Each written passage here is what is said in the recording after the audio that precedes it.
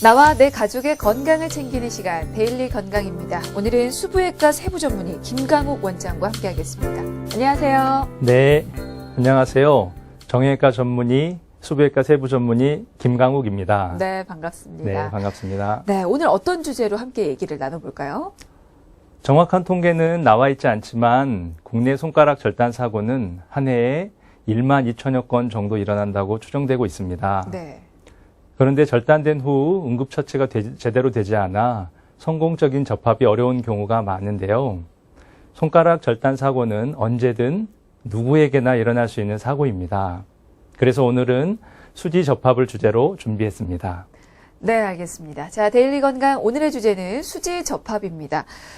어떤 경우에 절단 사고가 많이 일어나는지, 응급처치는 어떻게 되고 또 치료법은 무엇이 있는지 자세히 살펴보도록 하겠습니다.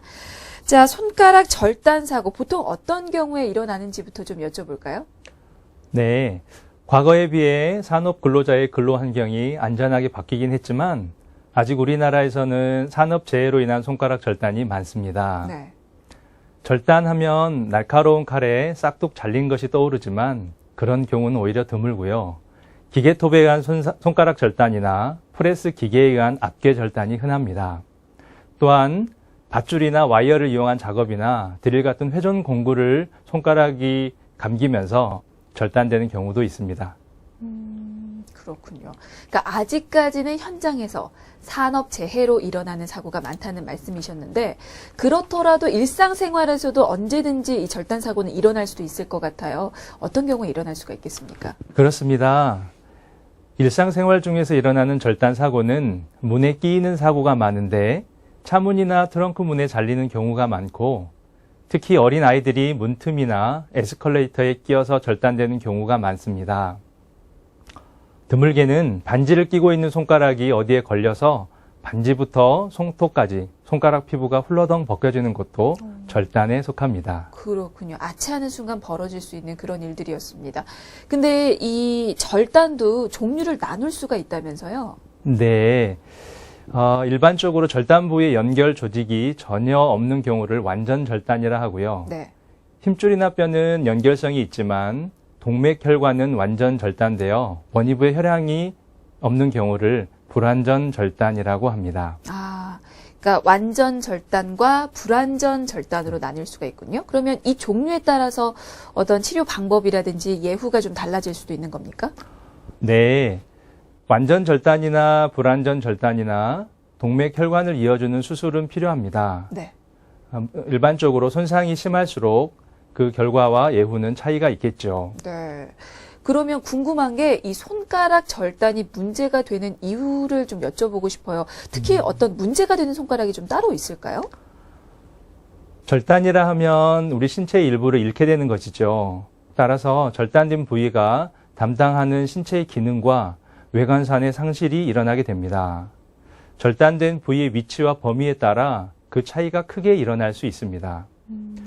손가락 절단의 경우엔 엄지손가락의 절단의 경우 다른 손가락 절단에 비해 기능 손실이 크다고 할 수 있죠. 엄지손가락을 잃었을 때 더 고통이 큰 건가요? 아니면 잃는 기능이 더 큰 건가요? 손가락 기능을 놓고 봤을 때 네. 엄지손가락이 담당하는 기능이 다른 손가락 기능보다 중요하기 때문입니다. 그렇군요.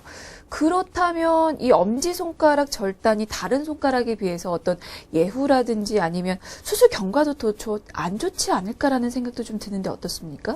접합수술에서 가장 중요한 것은 동맥혈관을 이어주고 혈류가 원활히 흐르도록 해주는 것인데 손가락의 혈관은 지름이 1mm 전후로 가늘어서 미세 현미경을 사용하여 수술을 합니다. 그런데 다른 손가락보다 엄지손가락은 손바닥 쪽의 동맥혈관이 해부학적 구조상 약간 돌아가 있어서 현미경 시야를 확보하는데 다른 손가락보다 불편한 점이 있습니다. 네, 이게 접합수술하기도 더 어렵겠군요. 그렇죠. 알겠습니다. 근데 이제 손가락이 절단이 되면 이게 접합수술을 받아야 할 텐데 경우에 따라서는 이 접합수술이 안 되는 경우도 있을까요?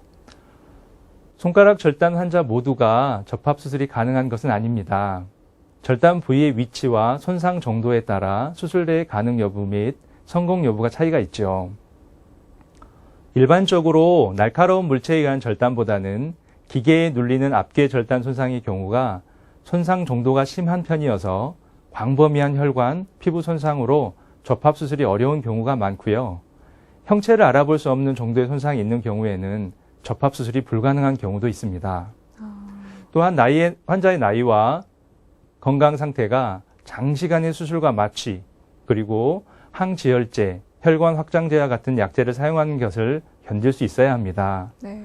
물론 나이가 많다고 접합 수술이 불가한 것은 아니지만 일반적으로 고령 환자의 경우가 혈관 상태도 좋지 않아 성공률도 떨어지고 절단 후에 기능 회복도 좋지 않기 때문에 접합 수술은 더욱 신중히 결정해야 됩니다. 그렇군요.